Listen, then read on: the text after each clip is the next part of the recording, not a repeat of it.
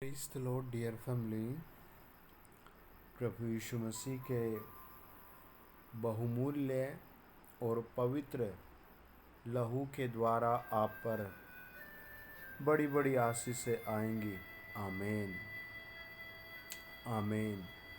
फिर बोले आमीन आमीन। देखिए, निर्गमन 15 अध्याय और उसका 26 वचन आप मेरे साथ पढ़ें।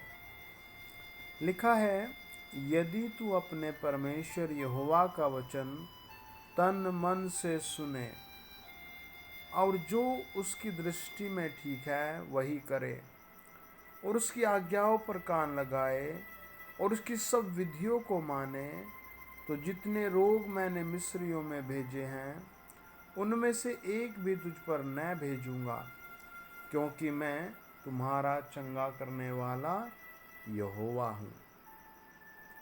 आपको वचन की बहुत अच्छी पकड़ होनी चाहिए। वचन की आपको बड़े हियाव के साथ ताकत होनी चाहिए कि मैं वचन के अनुसार जीऊँगा, है ना। जब आप वचन को पकड़ते हैं तो आप समझो परमेश्वर से जुड़ जाते हैं। हालेलुया। अंधापन, बहरापन, गूंगापन, कितने रोग हैं दुनिया में। परमेश्वर कहता है, मैं तुम्हारा चंगा करने वाला यहोवा हूं। लेकिन इससे पहले क्या बात कही? लिखा है यदि, है ना। परमेश्वर कहता है यदि। यदि का मतलब है एक सिचुएशन जुड़ी हुई है, एक कंडीशन लगी हुई है। आमीन। He said, if you carefully listen to the voice of Jehovah, your God, and do that is right in his eyes, and if you give ear to his commands and obey all his law, I will put on you none of the disease that I put on the Egyptian, for I am Jehovah who heals you। परमेश्वर का वचन कहता है तुझे तन और मन से वचन सुनना है। आप सोचेंगे मैं कान से वचन सुनता हूँ, ये प्रभु तन और मन से कैसे कहता है ना। यदि तू अपने परमेश्वर यहोवा का वचन तन मन से सुने, इस वचन के द्वारा आप 100 गुना आशीष पाएंगे। आमीन। मैं पूरे कॉन्फिडेंस के साथ कहता हूँ, प्रभु जो लोग तपस्या करते हैं प्रभु में, उनको प्रभु ऊंचा, बहुत ऊंचा उठाता है। मैंने कितने इंजीनियर्स को, कितने डॉक्टर्स को, कितने प्रिंसिपल्स को सफल होते हुए देखा है ना। परमेश्वर आपको भी सफल करेगा। जब मैं प्रभु में प्रीचर नहीं था तो मैं सोचता था यार इतनी बड़ी बड़ी ब्लेसिंग कैसे आती है। जब प्रभु ने मुझे आवाज़ दी, वचन दिया, सामर्थ दी, काम करने का हौसला दिया, मैंने भी प्रभु को समर्पण कर दिया। आज क्या होता है कि कई बार आपने देखा होगा लोग प्रेयर मीटिंग में हैं लेकिन ध्यान सेल फोन पर है। आपने देखा होगा प्रेयर मीटिंग चल रही है, कोई सुंदर भाई या बहन वर्शिप कर रहा है, गीत गा रहा है, आप उसे देख रहे हैं, है ना। आपको लगता है मैं वचन को एक दो साइड से ही मानूं, लेकिन प्रभु आपसे वचन कंप्लीटली मनवाना चाहता है, हर तरीके से मनवाना चाहता है। हालेलुया।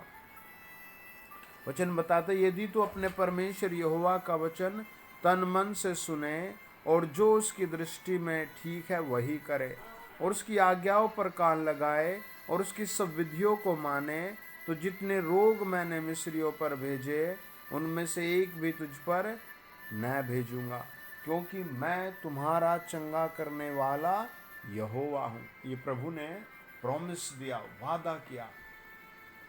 आमीन। हालेलुया।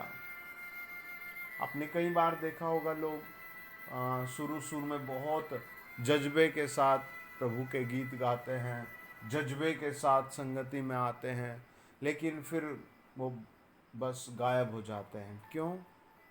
क्योंकि उन्होंने तन मन से वचन नहीं सुना।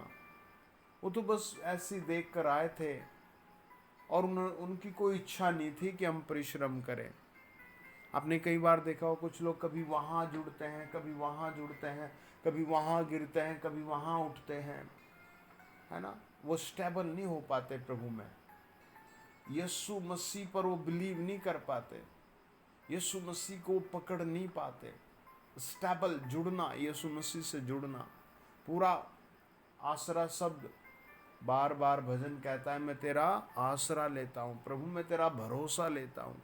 भरोसे का मतलब होता है आसरे का, कि छप्पर के या फिर किसी कमरे के पिलर को, है ना, पिलर हटा दो तो छत गिर जाएगी, है ना। ऐसे प्रभु यीशु मसीह पर आश्रित होना। अब देखिए, महंगाई छाई है, बीमारियाँ छाई हैं, और जादू टोने छाए हुए हैं, ईर्ष्या, चोरी, सब चीज़ें दुनिया में हैं। लेकिन कमी है तो वचन को सुनने की और मानने की। जब आप वचन को सुनते और मानते हैं तो प्रभु बड़ी बड़ी आशीषें देता है, बड़े बड़े काम करता है। इसी निर्गमन 15 अध्याय में लिखा है 22 में, तब मूसा इज़राइलियों को लाल समुद्र से आगे ले गया और वे सूर नामक जंगल में आए, और जंगल में जाते हुए 3 दिन तक पानी का सोता न मिला। फिर मारा नामक एक स्थान पर पहुँचे, वहाँ का पानी खारा था, उसे वे न पी सके, इसी कारण उस स्थान का नाम मारा पड़ा। तब वे यह कहकर मूसा के विरुद्ध बड़बड़ाने लगे, हम क्या पिए, है ना। अब देखिए, उन्होंने कोई प्रार्थना नहीं की। उन्हें परमेश्वर से ऐसे लगता है कोई दिलचस्पी नहीं है, उनके जुड़ाव नहीं है परमेश्वर के साथ, कोई भविष्य नहीं वो देखते। आप एक भविष्य देखें प्रभु के साथ। आप अपने आप से प्राइवेट स्पीच करें, बोले मैं प्रभु का जन हूँ। दीवार की तरफ फेस करके, मिरर की तरफ फेस करके कहे, मैं प्रभु का ब्लेस पर्सन हूँ, मैं प्रभु की ब्लेस बेटी हूँ। अपने परिवार से कहें कि मैं यीशु मसीह का अभिषिक्त व्यक्ति हूँ, यीशु मसीह ने मुझे चुना है, यीशु मसीह ने मुझे छुड़ाया है, यीशु मसीह मेरे पापों के लिए मारा गया है। आप इस चीज़ को, इस तरह के कॉन्फिडेंस को बिल्ड करें, मजबूत करें, शेयर करें। जब आप इस तरह के विश्वास को, इस तरह के माहौल को अपने चारों ओर बनाते हैं तो परमेश्वर हवा को बदल देता है, माहौल को बदल देता है, स्थिति को बदल देता है। ये लोग मूसा के सामने कोई नरम स्वभाव नहीं कर रहे थे। उन्होंने एक बार भी नहीं कहा प्लीज हेल्प अस लॉर्ड। वो कह सकते थे Musa please pray for us, please प्रार्थना करो हमारे लिए। लेकिन नहीं, लिखा है वे सब क्या करने लगे, बुड़बुड़ाने लगे और कहा हम क्या पिए, है ना। अच्छा, सोचने की बात देखो, मूसा भी उनके साथ चल रहा है, वो भी उनके साथ चल रहा है। क्या स्टूपिड क्वेश्चन है। वो ना तो परमेश्वर को समझ पाए, ना परमेश्वर के दास मूसा को समझ पाए। कई बार आप भी पावरफुल पर्सन है, आप बहुत टाइम, है ना, परमेश्वर की सुपर पावर की तरह हैं आप, पवित्र जन हैं आप, लेकिन जब रिस्पेक्ट नहीं होता, चिल्लाते हैं लोग, तो सुपर पावर डल पावर हो जाती है, यानी भद्दी लगती है वो। ये लोग भद्दा व्यवहार करते हैं और कहते हैं कि पानी कहाँ से पिए हम, कहाँ है पानी, है ना। अगर वो इसकी जगह कहते हैं मूसा प्लीज प्रे फॉर अस, हमारे लिए प्रार्थना कर दे, हमारे लिए प्रार्थना कर दे। कई बार लोग आते हैं, सर मेरी बीबी के लिए प्रार्थना कीजिए, भाई उसको बुलाओ।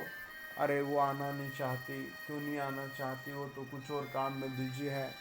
कितने बार होता है ना, उसके लिए प्रार्थना करो।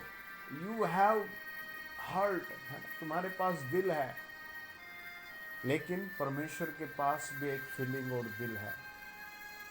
परमेश्वर भी चाहता है कि मैं आशीष दूं, आशीष दूं, आशीष दूं।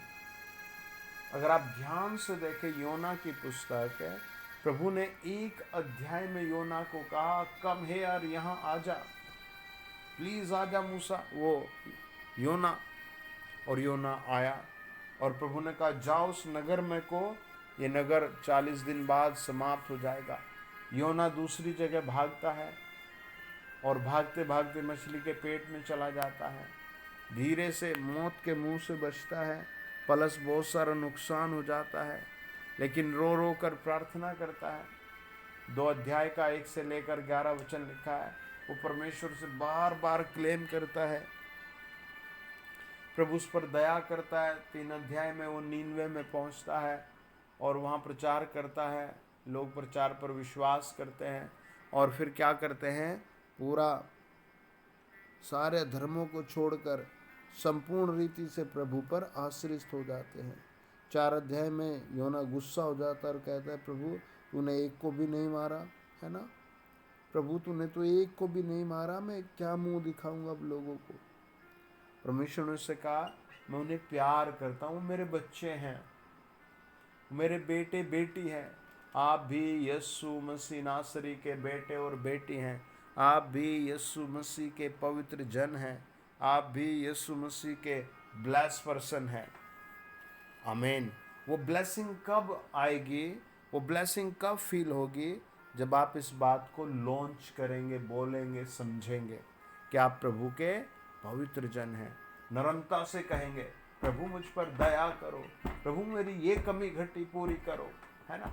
उन लोगों ने एक बार भी नहीं कहा। वचन कहता है, तब मूसा ने यहोवा की दुहाई दी और यहोवा ने उसे एक पौधा बता दिया, जिसे जब उसने पानी में डाला तब वह पानी मीठा हो गया। वहीं यहोवा ने उनके लिए एक विधि और नियम बनाया, और वहीं उसने यह कहकर उनकी परीक्षा की। मुझे बेस्ट लगता है, प्रभु ने उसे पौधा बता दिया। आप अपना किस तरह का प्रभु से पाना चाहते हैं? समाधान, आशीष, चंगाई, छुटकारा, परमेश्वर उसी तरह का आपको प्रोवाइड करेगा, वो आपको बता देगा। आइए अपने हाथ उठाएं, दुआ करेंगे। ओ रबा लबा रिखंदमा ले बारा बशकामा।